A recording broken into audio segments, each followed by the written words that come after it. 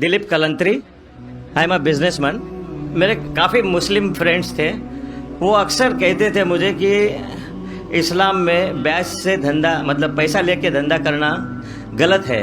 मुझे अक्सर विचार आता था कि ये कैसे डेवलपमेंट होगा, लेकिन आज का प्रेजेंट सिनेरियो पूरे दुनिया का देखते हुए एक मानना पड़ रहा है कि जिसने अपना घर गिरवी रख के कर्ज लिया और प्रॉफिट जिसमें मिलता है उस शेयर बाजार में लगाया, उनका घर भी तबाह हो गया।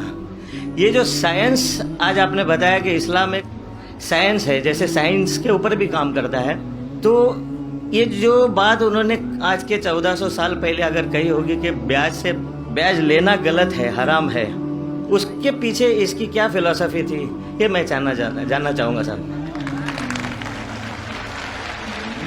भाई साहब ने बहुत अच्छा सवाल पूछा कि इस्लाम में उनके बहुत से दोस्त, मुसलमान दोस्त कहते हैं कि ब्याज लेना हराम है। वो ये नहीं जानते थे क्यों हराम है, लेकिन अभी पता चला कि जो दुनिया की हालत है इकोनॉमिक मेल्टडाउन में, वो जानना चाहते हैं क्यों ये हराम है। और कुरान मजीद में कम से कम 8 जगह लिखा है ब्याज के बारे में।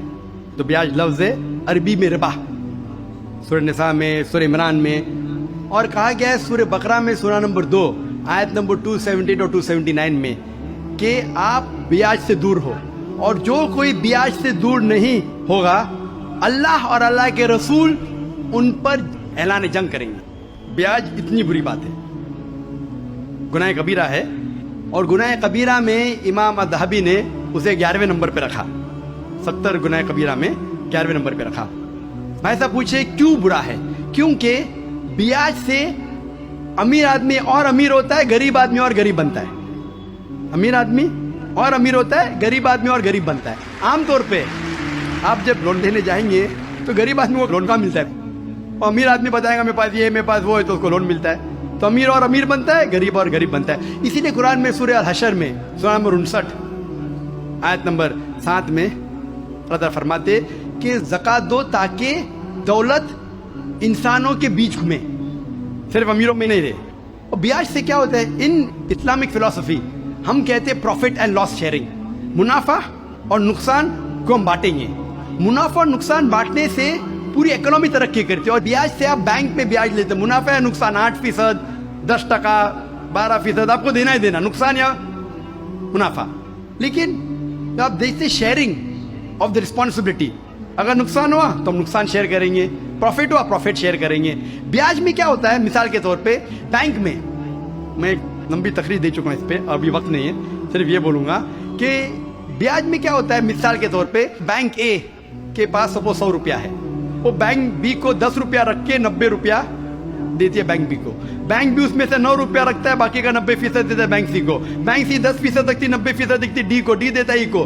तो लोग कहते हैं मार्केट में हजारों रुपये है कितने, 100 रुपया।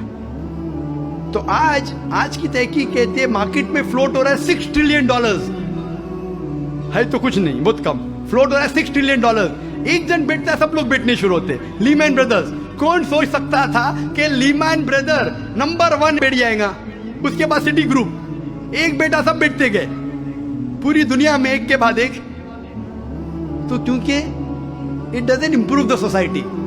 इस्लामिक पे के अंदर जांच पड़ताल होती, किसको लोन देना किसको नहीं देना, प्रॉफिट एंड लॉस शेयरिंग है। सन 1980 में बैंक फंड करती थी गैम्बलिंग डेन को, शराब खाने को, कॉमन हो गया। इसके बारे में अगर तकरीर मेरी सुनेंगे, interest free economy promulgated by the Quran, रिबा किस तरीके से हराम है, उसके ऊपर तकरीर मैंने की है। अगर वो सुनेंगे उसमें और डिटेल में मैं तस्करा कर रहा हूँ क्यों इंटरेस्ट हराम है। लेकिन इन शॉर्ट, वापिस से आज Japan, America sending emissaries Islamic bank के बारे में जानने के लिए। हमारी गवर्नमेंट के पास हम गए थे, मैं फाइनेंस मिनिस्टर चिदम्बरम जो फाइनेंस मिनिस्टर थे उनसे जिक्र किया था कि अब इस्लामिक बैंकिंग क्यों नहीं शुरू, इंशाल्लाह करेंगे जब मेरी मुलाकात हुई थी जद्दा में। लेकिन आरबीआई परमिशन नहीं दे रही है क्योंकि उन्हें तहकीक नहीं की।